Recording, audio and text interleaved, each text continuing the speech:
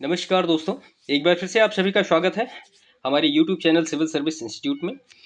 आज थोड़ा हम एक डिफरेंट टॉपिक पे बात करते हैं। इसका अगर हम टाइटल कहें कि क्या है, तो सिंपल सी बात है कि नोट्स कैसे बनाएं, how we will prepare a good notes for revision. Simple सी बात इतनी है, क्योंकि नोट्स तो बन जाते हैं। नोट्स बनाना कोई बहुत बड़ी बात नहीं है, हम बनाते रहते हैं उनको। 4 पेज 5 पेज में बनाया हमने एक एक चीज़ के लिए, और बाद में जब प्रीलिम्स का एग्जामिनेशन होता है या कोई भी एग्जामिनेशन होता है तो उनका रिवीजन आसानी से नहीं हो पाता, फिर वो एक बोझ सा हमें लगने लगता है। देखिए, हम पढ़ते हैं एग्जामिनेशन को क्वालिफाई करने के लिए, लेकिन जब एग्जामिनेशन के पहले 10 दिन 15 दिन पहले अगर हम बेहतर तरीके से उसका रिवीजन नहीं कर पाएंगे तो फिर ऐसे नोट्स बनाने का, ऐसे पढ़ाई करने से फ़ायदा ही क्या है? सीधी सी बात है। और अगर रिवीजन नहीं हो पाएगा तो सीधे तरीके से कॉन्सेप्ट हमें समझ में नहीं आएंगे, और समझ में नहीं आएंगे तो फिर प्रश्न हमसे हो नहीं पाएंगे। भले हम साल भर 2 साल 4 साल जो भी करना है करते रहें, मेहनत करते रहें, उससे कोई फ़र्क नहीं पड़ता। मेन जो टाइम होता है वो 1 महीना पहले एग्जामिनेशन के, हम क्या कर रहे हैं, किस स्ट्रैटेजी से पढ़ रहे हैं, वो सबसे मेन इंपॉर्टेंट चीज़ें होती हैं। ठीक है।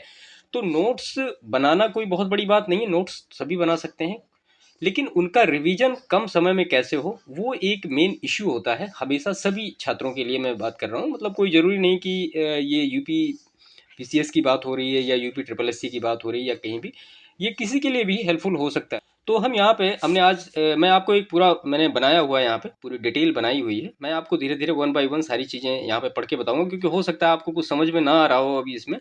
तो चीज़ों को जब मैं बताऊंगा आपको तो चीज़ें क्लियर होंगी। फिर ऐसी ही चीज़ें आप अपने हिसाब से एक पेज लेके उन पर ड्रा कर लीजिए। देखिए, ये जो पिक है या ये जो पीडीएफ की फाइल है, इसको तो मैं अपने टेलीग्राम चैनल पे शेयर कर दूंगा, लेकिन वो आपके लिए ज़्यादा हेल्पफुल तब होगा जब आप खुद से इसको एक बार एक पेज में नोट करके कहीं भी रख दीजिए। उनका रिवीजन टाइम टू टाइम करते रहिए, और इसका रिवीजन करने में आई थिंक मुझे लगता है 5 मिनट से ज़्यादा भी नहीं लगेगा आपको। और इसी में दक्षिण भारत के राजवंश में, जो कि तेरहवीं से 16वीं शताब्दी के बीच में विजयनगर साम्राज्य के बारे में जो भी सारी चीज़ें हैं, जो महत्वपूर्ण चीज़ें हैं, वो हमने यहाँ पे डिस्कस कर रखी हैं। ठीक है। क्योंकि जो प्रश्न आते हैं प्रीलिम्स के, वो सारे यहाँ पे सारे फैक्ट आपको मिलेंगे 1 बाय 1, और इनका रिवीजन आप विद इन 5 मिनट कर सकते हैं। कोई बहुत बड़ी बात नहीं है ये। तो चलिए हम शुरू करते हैं। इसमें जो हमारा टॉपिक है आज का, दक्षिण भारत के राजवंश 13वीं से 16वीं शताब्दी। आप इसी ट्रिक का यूज अपने सभी टॉपिक में कर सकते हैं। ठीक है। तो अगर दक्षिण भारत राजवंश में 13वीं से 16वीं शताब्दी की बात करें हम, तो इसको हम 2 पार्ट में डिवाइड कर सकते हैं। एक तो आ जाता है हमारा विजयनगर साम्राज्य, जो कि 1336 से लेके 1650 तक। इसकी स्थापना किसने की? हरिहर बुक्का ने की। आप भी बिल्कुल ऐसा ही लिखिए। और उसके बाद इसका जो दूसरा पार्ट है वो है बहमनी बहमनी साम्राज्य। ठीक है। तो हम यहाँ पे आज सिर्फ ये देखेंगे कि विजयनगर साम्राज्य में क्या क्या हुआ, उसके कितने राजा हुए, उनके वर्किंग क्या हुए, जो कि परीक्षा की दृष्टि से काफी महत्वपूर्ण है। अब विजयनगर साम्राज्य अगेन पांच विजयनगर साम्राज्य जो है अगेन 4 वंश में बट गया। कौन कौन सा वंश? ये देखिए, संगम वंश लिखा है 1356 से लेके 1485 तक का टाइम पीरियड। उसके बाद ये सालू वंश लिखा है 1485 से लेके 1505 तक का इसका टाइम पीरियड। फिर तुलु वंश लिखा है 1505 से लेके 1570। और फिर अरिविडु वंश 1570 से लेके 1650 तक का। तो ये 4 जो साम्राज्य, ये अलग अलग डिवाइड हुए। कौन? विजयनगर साम्राज्य। आप इनको इस तरह से ऐसे एक ड्रा कर लीजिए एरो की सहायता से कि ये चार जो साम्राज्य थे ये बट गए। अब हम एक को लेते हैं, संगम वंश। ठीक है। तो संगम वंश में 5 राजा हुए, पांचों के हमने यहाँ पे नाम लिख लिए। देखिए, हरिहर प्रथम लिखा हुआ है, बुक्का प्रथम लिखा हुआ है, हरिहर द्वितीय लिखा हुआ है, देवराय प्रथम लिखा हुआ है, और देवराय द्वितीय लिखा हुआ है। जो एग्जामिनेशन की दृष्टि से महत्वपूर्ण है, जो प्रीलिम्स एग्जामिनेशन में पहले पूछे गए हैं, या जो चीज़ें बहुत ही महत्वपूर्ण हैं, उनको हम यहाँ पे नोट कर रहे हैं। अब हरिहर प्रथम के क्या वर्किंग रही है, तो उसने अनेगुंडी को राजधानी बनाया। देखिए यहाँ पे लिखा है अनेगुंडी, और फिर राजधानी लिख दिया मैंने।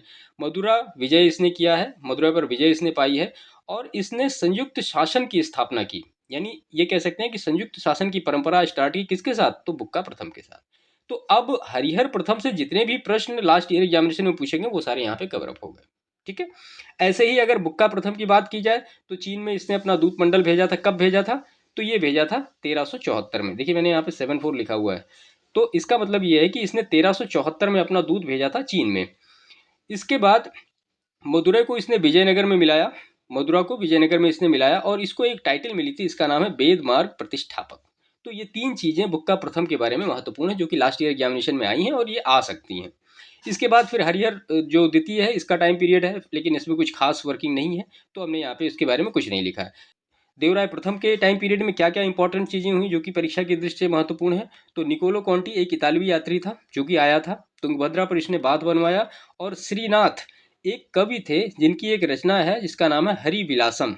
ठीक है, ये भी एग्जामिनेशन में पूछा गया है। और फिरोज शाह बहमनी से ये पराजित हुआ था, कौन? देवराय प्रथम। तो देवराय प्रथम के बारे में सारी इंफॉर्मेशन हमने सीधे से 1 बाय 1 लाइन में लिख दी। उसके बाद अगर हम देवराय द्वितीय की बात करें तो देवराय द्वितीय के बारे में कुछ इंपॉर्टेंट फैक्ट, इसको इसकी उपाधि क्या क्या थी, तो वो इम्मादी देवराय, गजवेटकर या फिर प्रौढ़ देवराय देवराय, ये इसकी टाइटिल है। सेना में इसने मुसलमान को भर्ती किया। अब्दुल रज्जाक एक फारसी या ईरानी यात्री था जो कि इसके टाइम पीरियड में आया था, और इसने सभा भवन का निर्माण कराया जिसको कहा जाता है वेंकट विलास मंडप। तो ये सारी चीज़ें देवराय द्वितीय के बारे में इंपॉर्टेंट है। अब आपका इतना जब आपने कर लिया तो आपका संगम वंश पूरी तरीके से कंप्लीट हो गया। आप ये समझ लीजिए कि आप इतने सारे फैक्ट को लेके आप एग्जामिनेशन या कोई भी अनसॉल्व पेपर आप देख लीजिए, तो संगम वन से जो भी आपको मिलेंगे वो अबव 80% प्रश्न आपके सॉल्व आउट यहीं से हो जाएंगे, सिर्फ इतने ही पार्ट से। ठीक है, तो ये मतलब एक छोटा सा नोट्स बन गया। इसका रिवीजन आप 2 मिनट में कर सकते हैं कि संगम वंश के बारे में क्या है। तो वो 1356 से 1485 तक का टाइम पीरियड, और जो पांचों राजवंश हैं उनके बारे में डिटेल, और उनकी जो वर्किंग है जो कि महत्वपूर्ण है परीक्षा की दृष्टि से, वो सारी यहाँ पे हमने लिख ली। तो इस तरह से आप अगर चीज़ों को सेपरेट करके खुद से ये देख के कि ये महत्वपूर्ण है, इसको लिखना है, इसको नहीं लिखना है, तो वो सारी चीज़ें अगर आप करके खुद से अगर बनाएंगे तो वो सारी चीज़ें आपकी सिंपल छोटे से एक पैराग्राफ में कवर्ड हो जाएंगी। ठीक है, अब इसको रिवीजन करना भी आपके लिए बहुत आसान होगा। आप जब इसके लिए आप कम से कम ये कर लीजिए तो आपका जो रिवीजन होगा वो बहुत तेज़ी से होगा, और आपको लगेगा कि ठीक है आपने दक्षिण भारत का जो राजवंश है वो लगभग पूरा कवरअप कर लिया है। अब इसमें अगर हम संगम वंश हमारा पूरा हो गया, अब हम सालू वंश की बात करें तो सालू वंश का जो टाइम पीरियड रहा हमने यहाँ पे देख लिया 1485 से 1505। इसमें कुछ खास नहीं हुआ, ये हम बला पहाड़ की घटना है। नरसिंह सालू ये यहाँ का मतलब वो शासक बना जो कि चंद्रगिरी का गवर्नर था। तो प्रश्न ये भी पूछा गया कि जो नरसिंह सालू था सालू वंश का संस्थापक, वो कहाँ का गवर्नर था, तो वो चंद्रगिरी का गवर्नर था। आप प्रश्न देखेंगे तो आपको मिलेगा ये सारे प्रश्न।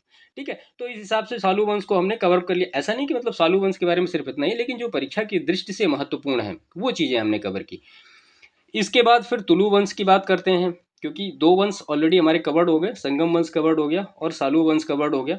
तुलु वंश की अगर बात करें तो ये 1505 से लेकर 1570 तक का टाइम पीरियड है। ये बहुत ही महत्वपूर्ण पार्ट है दक्षिण भारत के राजवंश में जो कि विजयनगर साम्राज्य का है, क्योंकि इसी में आपको कृष्णदेव राय के बारे में मिलेगा। और कृष्णदेव राय से हमेशा प्रश्न लगभग पूछे जाते हैं। अगर दक्षिण भारत के बारे में कुछ भी चीज़ें पूछी जा रही हैं तो कृष्णदेव राय आपको मिलेंगे कहीं ना कहीं।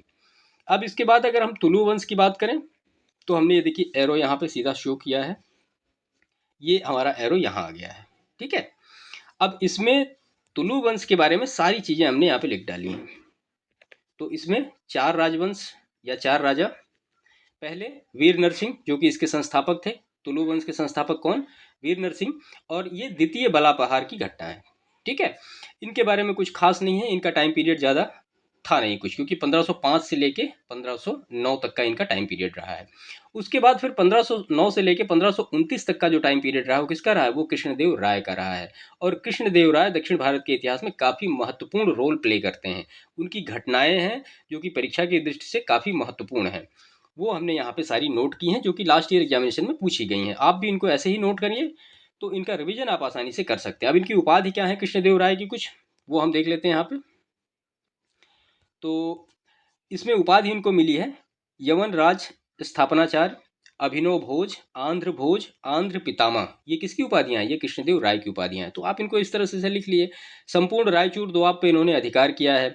और जाम्बवंती कल्याणम यानी एक संस्कृत की पुस्तक है। और उसके बाद अमुक्त मालदा, ये तेलुगु की एक मतलब तेलुगु लैंग्वेज की ये पुस्तक है। तो ये सारी इनकी रचना इन्हीं के टाइम में हुई है। और ये classic age of Telugu literature का किसके टाइम पीरियड में रहा है? तो ये कृष्णदेव राय के टाइम पीरियड में रहा। मतलब कहने का मतलब ये कि तेलुगु साहित्य का जो होगा वो क्लासिक युग रहा है कृष्णदेव राय के टाइम पीरियड में। क्यों रहा है? अब उसका कारण है अष्टदिग्गज यानी 8 महान कवि जो थे इनके दरबार में थे, उसमें से सबसे मेन कौन था?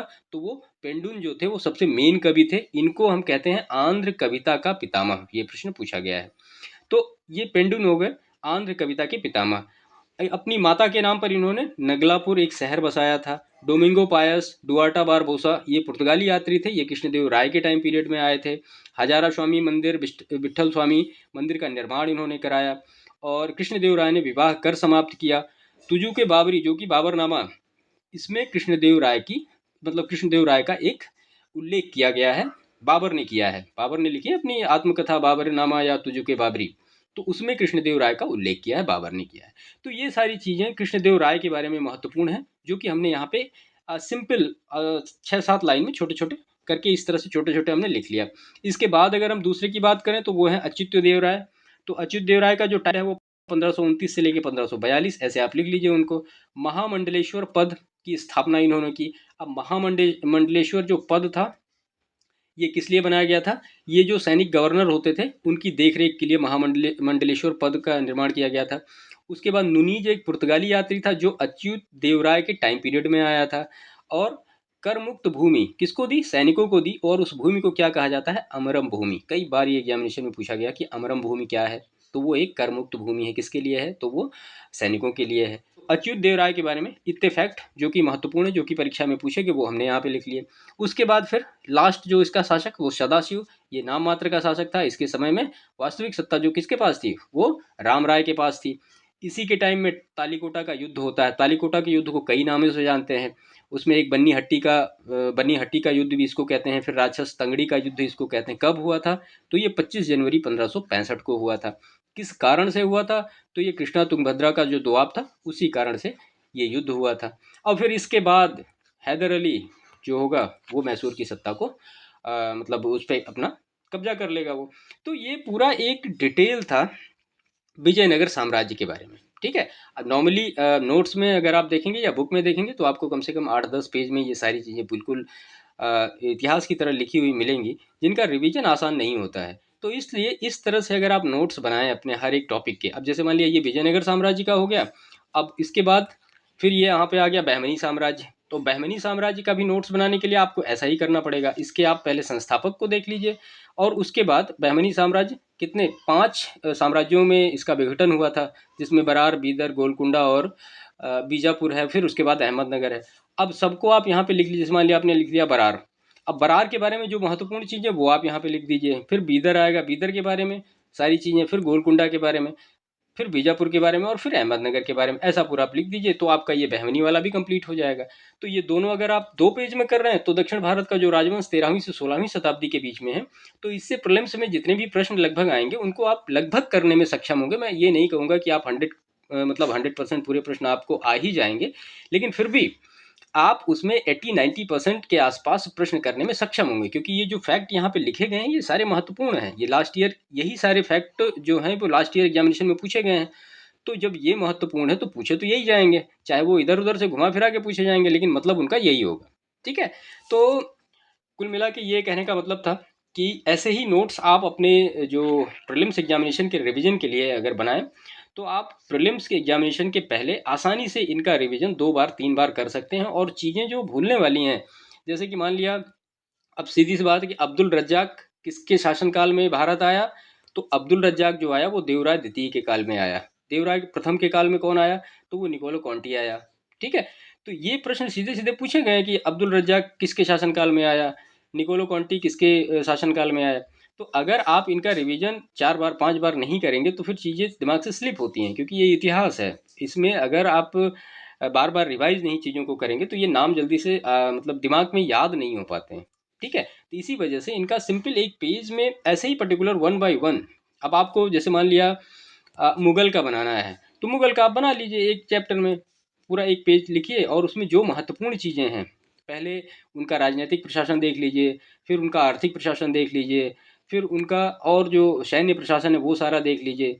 तो इस तरह से अगर आप 1 बाय 1 सारी चीज़ों को करते चले जाएंगे तो चीज़ें आपके एक हिसाब से कंट्रोल में हो जाएंगी। विद इन टाइम आप उनका रिविजन कर सकते हैं, आसानी से उनको आप कर सकते हैं। तो आई थिंक ये वीडियो आपके लिए काफ़ी हेल्पफुल हुआ होगा, और ये जो होता है ये आसानी से रिवाइज्ड हो सकते हैं इस वजह से। तो मैंने सोचा आपके साथ भी इसको शेयर किया जाए, और इसके बारे में हमें प्लीज़ कमेंट करके बताइएगा कि ये तरीका कैसा है, ये बेहतर है या इससे भी कुछ बेहतर हो सकता है। तो प्लीज़ आप हमें सजेस्ट कर सकते हैं। और बाकी इसकी जो पीडीएफ होगी वो आपको टेलीग्राम के जो चैनल है हमारा उस पर मिल जाएगी। लेकिन मैं यही कहूँगा आपसे कि आप खुद से इसको अपने हाथ से एक बार राइट कर लीजिए। तो एक बार आप लिख लेंगे तो दक्षिण भारत के राजवंश में विजयनगर साम्राज्य का पूरा जो हिसाब किताब है वो फिनिश हो जाएगा। फिर आपको बार बार उसको लिखना पढ़ना नहीं पड़ेगा, बार बार किताबों को पलटना नहीं पड़ेगा। ठीक है। तो इस सेशन को यहीं समाप्त करते हैं, बाकी मिलते हैं किसी नेक्स्ट सेशन में। तब तक के लिए आपका बहुत बहुत धन्यवाद। Thank you.